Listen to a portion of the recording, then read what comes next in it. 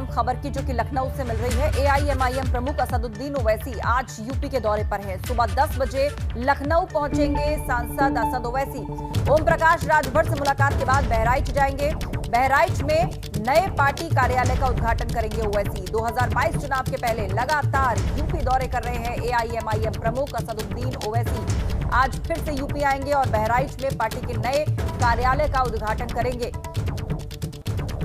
2022 में जो उत्तर प्रदेश के अंदर विधानसभा चुनाव होने जा रहे हैं, उसके लिए वो ऐलान कर चुके हैं कि ओवैसी की पार्टी यूपी के चुनावी मैदान में पूरी तरह से उतर रही है और उसी के लिए अपने पार्टी के कार्यालय का उद्घाटन करने वो जाने वाले हैं।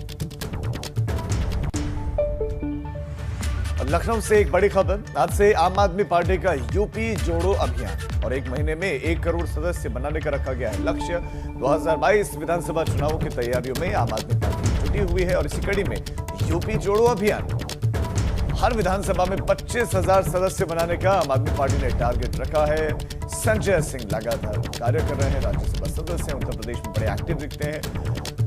वो आम आदमी पार्टी अब अपना विस्तार करने जा रही है। आम आदमी पार्टी अपने आप को लगातार बढ़ाने का प्रयास कर रही है। इसी कड़ी में एक बहुत महत्वपूर्ण अभियान आम आदमी पार्टी के लिहाज से यूपी जोड़ो, यानी कि सदस्य जोड़ना, इसमें लक्ष्य रखा गया कि सदस्यों को जोड़ा जाए और 1 करोड़ सदस्य बनाने का, 1 महीने में 1 करोड़ सदस्य बनाने का आम आदमी पार्टी ने उत्तर प्रदेश में लक्ष्य रखा है। यूपी जोड़ो अभियान की शुरुआत, इस अभियान का आगाज करेंगे। तो ये 2 बड़ी खबरें। एक, असदुद्दीन ओवैसी का उत्तर प्रदेश का दौरा, जहां वो ओम प्रकाश राजभर से मुलाकात करेंगे क्योंकि गठबंधन में है, चुनावों में साथ लड़ने की बातें कही जा रही हैं और इस बीच में कुछ वक्त पहले सीट बंटवारे को लेकर भी कुछ मनमुटाव की बातें सामने आई, कुछ खबरें आई। उसके बाद ओम प्रकाश राजभर और असदुद्दीन ओवैसी की बातचीत भी हुई और इसके बाद एबीपी गंगा पर ही ओम प्रकाश राजभर ने कहा था कि असदुद्दीन ओवैसी उत्तर प्रदेश के दौरे पर आएंगे जल्द ही और फिर असदुद्दीन ओवैसी अब यूपी पहुंच भी रहे हैं।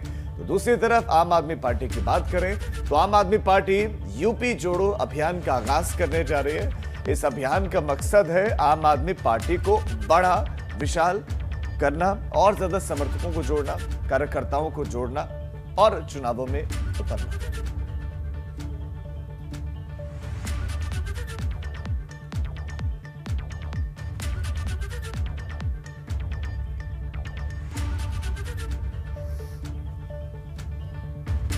और अब चलिए बात करते हैं यूपी उत्तराखंड में क्या खास रहने वाला है। सबसे पहले बात यूपी की। यूपी में ब्लॉक प्रमुख चुनाव के लिए आज से नामांकन शुरू हो रहे हैं। नॉमिनेशन की प्रक्रिया शुरू हो रही है। सभी जिलों में ब्लॉक प्रमुख के पदों पर 10 तारीख को चुनाव है।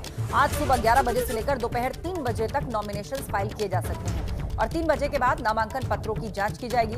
कुल मिलाकर 825 ब्लॉक प्रमुख पद के लिए चुनाव होना है। दूसरी तरफ लखनऊ में एआईएमआईएम प्रमुख असदुद्दीन ओवैसी आज आ रहे हैं। उनका यूपी दौरा है और सुबह 10 बजे वो लखनऊ पहुंचेंगे।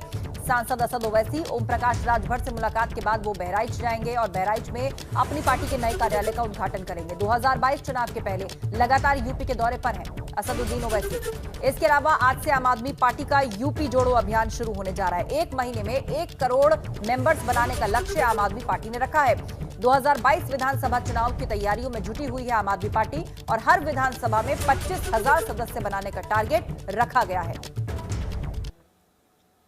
और उत्तर प्रदेश के बाद अब बात कर लेते हैं उत्तराखंड की। क्या रहेगा उत्तराखंड में खास? मुख्यमंत्री के कैंप कार्यालय, मुख्यमंत्री पुष्कर सिंह धामी जाने वाले हैं। वो आज जाएंगे कैंप कार्यालय और कैंप कार्यालय में हवन कार्यक्रम में वो शामिल होंगे और उसके बाद महानगर बीजेपी कार्यालय मुख्यमंत्री को जाना। शाम को 4 बजे कांवड़ यात्रा को लेकर एक महत्वपूर्ण बातचीत होने वाली है और उसके बाद ये कयास लगाया जाने की हो सकता है कि निर्णय ले लिया जाए कि उत्तराखंड में कांवड़ यात्रा शुरू हो।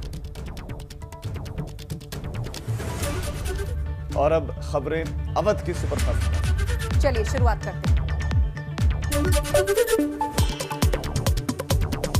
अयोध्या में राम मंदिर की नींव में लगने वाले पत्थरों की पहली खेप आज अयोध्या पहुंच चुकी है। मां विंध्यवासिनी के दरबार से राम की नगरी पहुंचे पत्थरों का संत समाज के लोगों ने पुष्प वर्षा के साथ स्वागत किया।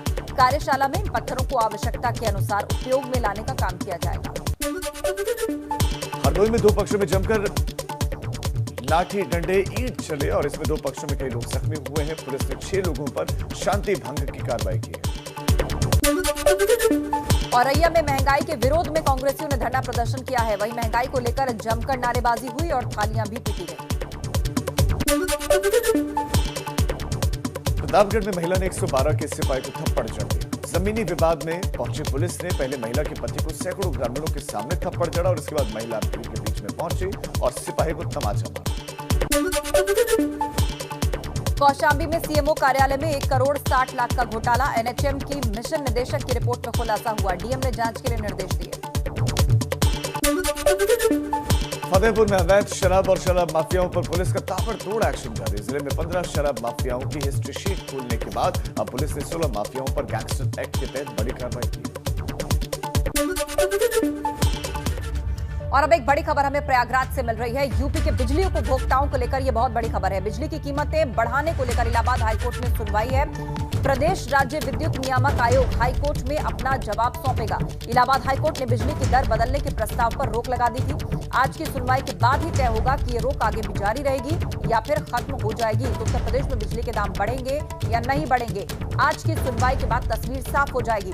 बिजली उपभोक्ताओं को लेकर बड़ी खबर। बिजली की कीमतें बढ़ाने को लेकर इलाहाबाद हाईकोर्ट में आज सुनवाई होनी है और विद्युत नियामक आयोग हाईकोर्ट में अपना जवाब आज सौंपेगा। इससे पहले हाईकोर्ट ने इसको रोक दिया था, इस पर रोक लगा दी थी और आज सुनवाई के बाद स्पष्ट होगा कि रोक जारी रहेगी या हटाई जाएगी।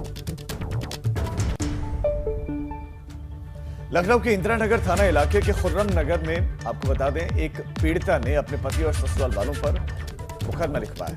पीड़िता का कहना है कि उसका पति और ससुराल के लोग दूसरे धर्म की महिलाओं को जबरन धर्म परिवर्तन करवाकर देश विरोधी गतिविधियों में शामिल कर देते हैं। साथ ही उनके ऊपर भी उसकी महिला मित्रों को धर्म परिवर्तन कराने का दबाव बनाया जा रहा था। जब उसने अपने ससुराल के लोगों की बात मानने से इनकार कर दिया तो उसके साथ मारपीट करके उसको भगा दिया गया। पीड़िता के मुताबिक उसका परिवार बैंगलोर में रहता है।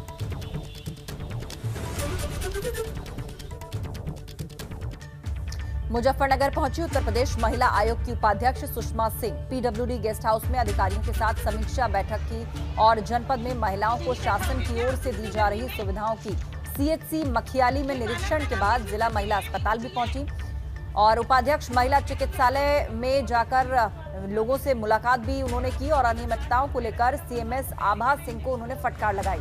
कोविड टीकाकरण सेंटर पर पैरासिटामोल की गोली न मिलने पर महिला अस्पताल प्रशासन की जमकर क्लास भी लगाई गई।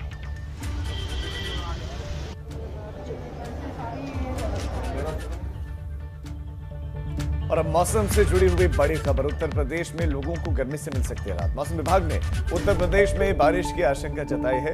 ये बड़ी खबर है और राहत भरी खबर है। उत्तर प्रदेश के वासियों को आज कई जिलों में गर्मी से लोगों को राहत मिल सकती है। मौसम विभाग ने उत्तर प्रदेश में बारिश की आशंका जताई है। उमस भरी गर्मी, लू लोगों को रोजाना सता रही है। प्रचंड गर्मी है। ऐसे में राहत के लिए आसमान की ओर तक रहे थे सब और मौसम विभाग का भी अनुमान, ये पूर्वानुमान मौसम विभाग का कि बारिश की संभावना कई जिलों में आज है।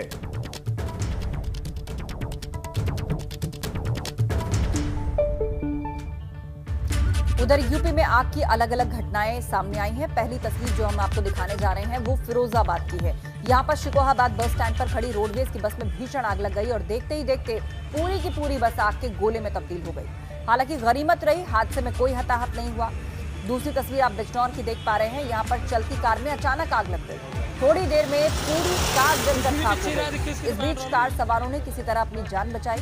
बताया जा रहा है कि कार में आग की वजह शॉर्ट सर्किट है। मामला थाना कोतवाली शहर के नजीबाबाद रोड का है।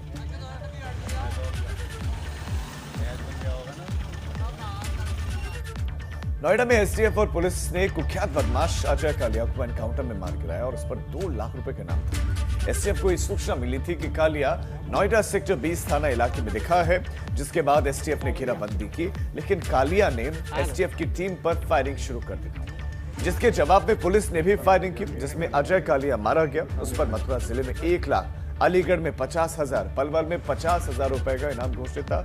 अजय कालिया हाईवे पर लूटपाट और डकैती के साथ ही रेप की वारदात को भी अंजाम देता था।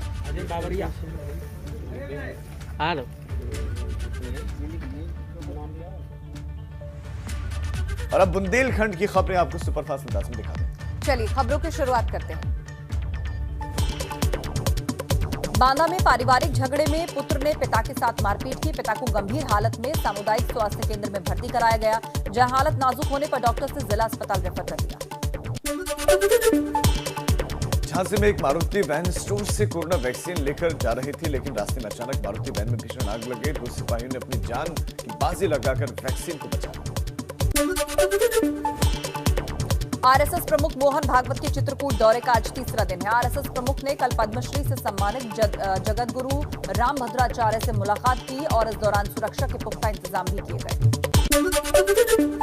सालों से विकास की राह देख रहे बुंदेलखंड के जालौन निवासी सांसद को मोदी मंत्रिमंडल में जगह मिलने के बाद बीजेपी कार्यकर्ताओं और सांसद समर्थकों ने ढोल नगाड़े बजाए, जुलूस निकाला। 5 बार सांसद बनने के बाद भानु प्रताप सिंह वर्मा को मंत्रिमंडल में जगह मिली। और चलिए बुलेटिन में आगे बढ़ते हैं, अगली खबर का रुख करते हैं। 4 जुलाई को मुरादाबाद में 10,50,000 रुपए की लूट पर पुलिस ने खुलासा किया। लूट की घटना को खुद शिकायत करने वाले ने ही अंजाम दिया था और मनगढ़ंत कहानी पुलिस को सुनाई थी, लेकिन जांच के बाद इसका खुलासा हो गया।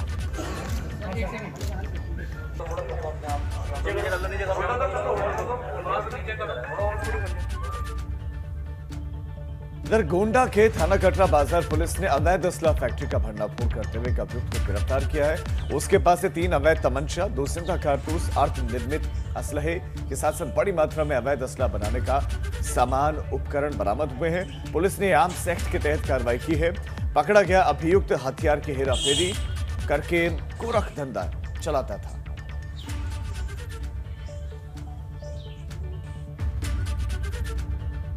कौशाम्बी में एसओजी और कोखराज पुलिस को बड़ी सफलता मिली है। दोनों टीमों ने मुखबिर की सूचना पर संयुक्त छापेमारी कर लोहरा मोड़ के पास से 25,000 के अंतरराज्यीय इनामिया को गिरफ्तार किया। ये शातिर पाइपलाइन काटकर डीजल और पेट्रोल की चोरी करता था।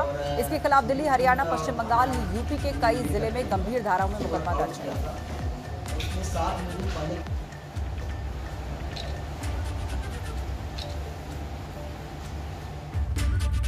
और अब पश्चिमी उत्तर प्रदेश की खबरें सुपरफास्ट अंदाज में आपको दिखाने का वक्त चला है। चलिए फटाफट खबरों के सिलसिले की शुरुआत करते हैं। आगरा में पुलिस ने नशे के कारोबार का भंडाफोड़ करते हुए 2 किलो गांजे के साथ 4 लोगों को गिरफ्तार किया। दरअसल आगरा में नशे के कारोबार की डील का एक ऑडियो वायरल हुआ था, जिसके आधार पर कार्रवाई की गई। बागपत में ऊर्जा निगम में कार्यरत संविदा कर्मचारी लाइनमैन ही बिजली चोरी कर निगम को हजारों का नुकसान पहुंचा रहे हैं और 10 दिनों के अंदर 3 लाइनमैन बिजली चोरी करते हुए पकड़े जा चुके हैं। नोएडा के थाना 49 क्षेत्र के सेक्टर 50 स्थित प्ले स्कूल में आग लग गई। सूचना पर पहुंची फायर ब्रिगेड की कई गाड़ियों ने आग बुझाने का काम शुरू किया। दमकल कर्मियों ने कड़ी मशक्कत के बाद स्कूल की इमारत में फंसे 4 लोगों को सुरक्षित बाहर निकाल लिया। मेरठ की किठौर पुलिस ने अवैध शस्त्र फैक्ट्री का खुलासा करते हुए हथियारों के जखीरे समेत 3 लोगों को गिरफ्तार किया। जिले की सर्विलांस टीम और किठौर पुलिस ने संयुक्त कार्रवाई करते हुए अवैध शस्त्र फैक्ट्री का खुलासा किया। अपनी मां के साथ वृंदावन की परिक्रमा करने आई युवती गायब हो गई। परिजनों का आरोप है कि पड़ोस में रहने वाला विशेष समुदाय का युवक अपने साथियों के साथ युवती को भगा ले गया। पुलिस को दी गई तहरीर में धर्म परिवर्तन की भी आशंका जताई गई। रामपुर पुलिस ने मुठभेड़ में 25,000 के इनामी गौकश को गिरफ्तार किया है। मुखबिर की सूचना पर चेकिंग के दौरान पुलिस और बाइक सवार 2 गौ तस्करों में मुठभेड़ के बाद कार्रवाई की गई। बड़ी खबर देहरादून से, मुख्यमंत्री कैंप कार्यालय जाएंगे। सीएम पुष्कर सिंह धामी आज कैंप कार्यालय जाएंगे। मुख्यमंत्री कैंप कार्यालय में हवन कार्यक्रम होगा, उसी में शामिल होंगे और उसके बाद महानगर बीजेपी कार्यालय मुख्यमंत्री को जाना है। शाम को 4 बजे कांवड़ यात्रा को लेकर अधिकारियों के साथ उनकी बैठक भी है। तो सीएम कैंप कार्यालय जाएंगे सीएम पुष्कर सिंह धामी, जहां हवन होगा वहां पर वो शामिल होंगे। मोदी कैबिनेट में हुए विस्तार में उत्तराखंड के लिए अच्छी खबर है। नैनीताल से सांसद अजय भट्ट को मोदी कैबिनेट में जगह मिली है। दिल्ली में राष्ट्रपति रामनाथ कोविंद ने अजय भट्ट को शपथ दिलवाई है। उन्हें पर्यटन राज्य मंत्री की जिम्मेदारी दी गई। अजय भट्ट नैनीताल सीट से सांसद हैं, मगर अब वो मोदी कैबिनेट में मंत्री भी बन चुके हैं।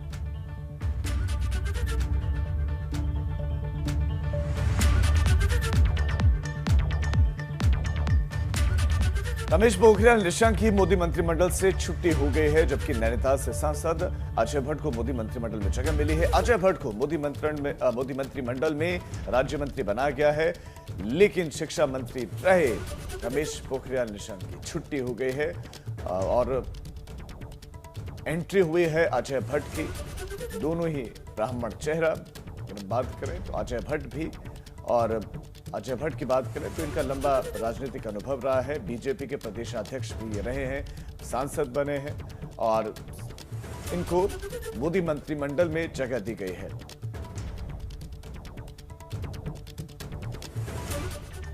चारधाम यात्रा को लेकर नैनीताल हाईकोर्ट में सुनवाई हुई और हाईकोर्ट ने चारधाम यात्रा पर 28 जुलाई तक रोक जारी रखी है।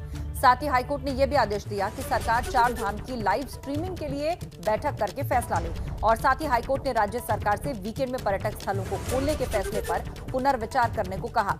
इस दौरान कोर्ट ने सरकार से यह भी कहा कि पर्यटन स्थलों में कोविड-19 नियमों का पालन नहीं किया जा रहा है, तो अभी भी रद्द ही रहेगी चारधाम यात्रा। हाईकोर्ट ने 28 जुलाई तक इस पर जो रोक है वो लगा दी है। सरकार को यात्रा की लाइव स्ट्रीमिंग के लिए कहा है कि इसके लिए सरकार बैठक करे, प्लान करे। इतना ही नहीं, वीकेंड में पर्यटक स्थलों को खोलने पर भी पुनर्विचार सरकार करे, क्योंकि पर्यटक स्थलों पर कोविड नियमों का पालन नहीं हो रहा है। ये चिंता हाईकोर्ट ने जताई है।